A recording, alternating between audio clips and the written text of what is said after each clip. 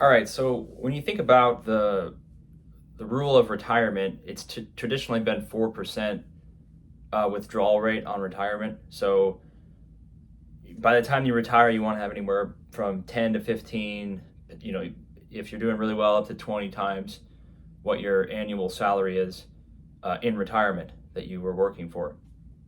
So if you made, you know, $80,000 a year, if you had 10 times that amount, by the time you retire, you'd have like $800,000 in a retirement fund. If you made 100,000, you'd have $1 million. Now the 4% withdrawal rule basically means that every year you can take out $40,000, which is 4% of $1 million, and you'll have that money to basically as your income. So you're not working anymore, and you're getting $40,000 a year, which is,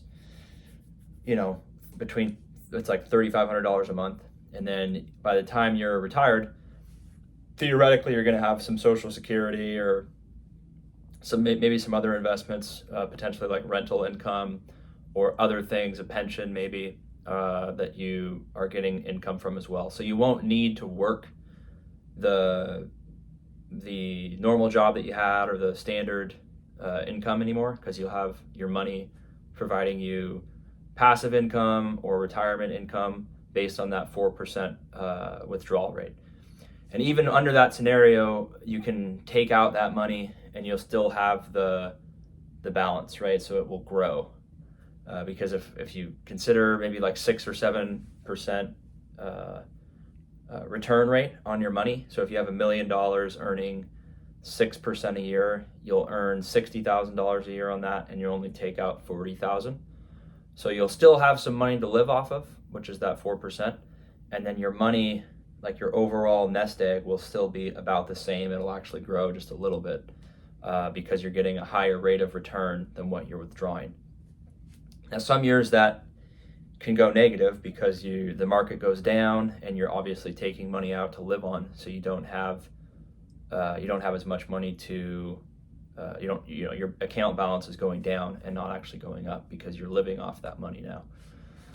So that's like the general rule. I think it's 10 to 12 times what you're normally earning. So by the time you're 65, if you could have $1 million, you'd probably be okay on like a modest, you'd only have about $40,000 a year to spend. Some people are going to want to spend much more than that. Some people, they might be able to get by on retiring on 3, 4, 500,000 if they have really low overhead and maybe they own their house or they live in a van or something, or they have a unique living situation where they don't have to pay a lot of money in mortgage or in rent. But that's the general rule. Now it's been debunked a little bit because $40,000 might be very difficult for people to live on if they have kind of the normal expenses, if they have a spouse, and any other expenses, right? I mean, 40,000 doesn't necessarily go that far if you think about $3,500 a month. So I don't know. It seems like some people could get by on that amount of money, but again, if you consider what inflation is and what the rising costs of living are, you might be a little bit safer if you planned to have a little bit more saved than that, especially if you're not retiring when you're 65, because if you retire earlier than that, you're going to have a period of time where you're not going to get Social Security, and you're going to have 5, 6, maybe even 10 years of no more income. So you're going to have to live off of that money for an extended period of time when you're not getting that additional income from Social Security. So I don't know. I know that used to be the kind of the standard, like the 3 or 4% withdrawal rate, 10 to 12 times your annual salary that you were getting while you were working. And it makes sense. I mean, when you retire, unless you're doing a bunch of traveling or living a much different lifestyle than when you were working, you probably end up spending a little bit less money. Again, everyone's different, but you think about all the expenses relating to working you're going to have a vehicle. You're going to be driving your vehicle probably more. You might be traveling a little bit more. You're going to be eating out.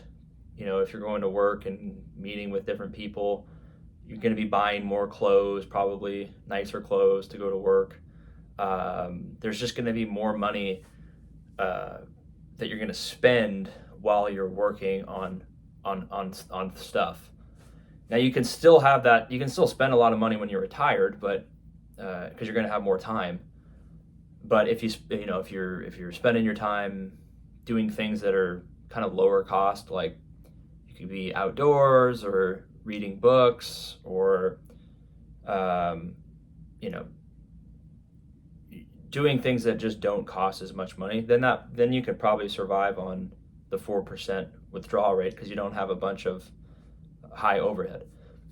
But some people retire, they want to do all these things that cost more money, traveling, doing things with family, going on vacations, maybe getting a different car, buying some nicer things that they didn't have while they were working because now they're spending more time at home and maybe they want to get nicer furniture or a different TV, all these things, different appliances, they want to redo their kitchen, whatever it might be, right? Those things can quickly add up, and then all of a sudden you don't have enough money. You're burning through the money faster than the 4%. So the $40,000 that you're getting is not going to last you long enough unless the market's just doing really well. So it's totally possible. It really just depends on the rate at which you're buying things, the rate at which you're consuming products and services. If you want to travel, because you're going to have more time if you're retired. It's like, hey, am I going to spend all my time doing stuff that doesn't cost money? Probably not. Not everyone's going to be like a monk and go, just be happy doing things that don't cost money. And so when you have more time, you're probably going to spend some of that time, going out to eat, traveling, going to events, paying money to do things, right? So you guys let me know what you think. I think it's totally achievable if you're a lower expense type of person. If you are okay, just going outside, walking, going to the gym, maybe occasionally going out to eat, but you're not going to be traveling a whole bunch. You're not going to be buying all the newest things and spending a bunch of money on that. Then I think it's doable with probably a lot less money than what people think. Just all depends on the amount of money you're spending though and what you want to do. I see people that retire or that are talking about retiring on YouTube with just a couple $100,000 and they can make it work because they basically don't spend any money and they have a very low overhead. But if you do have a higher overhead, if you do have, if you do want to go do certain things because you're going to have a bunch of time, you're going to need money. And $40,000, if you take the 4% rule, even if you had $2 million, that's $80,000 a year. Maybe when you were working, you make $100,000 a year. You're still going to be earning probably a little bit less money in retirement than what you had while you were working. And you're going to have a whole lot more time on your hands when you're retired to potentially go do things and spend money and utilize your resources. So it's something to think about. You just have to gauge, what do I really want to do with my time when I have it? What type of lifestyle is that going to be and how much is that going to cost? But it is achievable if you have a lower overhead and not a whole lot of expenses. I think, you could probably even retire with less than $1 million if you invested it correctly. If you're old enough to the point where you're getting some other income, whether it's Social Security or from other sources, and then just keeping an eye on your expenses and making sure that your money, is still working for you and you're not spending all of it. So you guys let me know what you think on it. I did something just a few days ago was talking about how you needed like $3.5 million. But a lot of those things in there, that's having kids, that's having a nice house, that's buying new cars, that's probably having health insurance for like your whole family, and pets and all these things. It does add up. If you start to live that type of life, you're going to need a lot of money. But if you're more simple and you don't need to drive the newest car or have the best house, you can survive, I think, on a lot less. Just really depends on your lifestyle. So share your comments if any of you guys are retired or are doing it on kind of a non-conventional way. Be curious to see what you have to say, and we'll see you on the next one.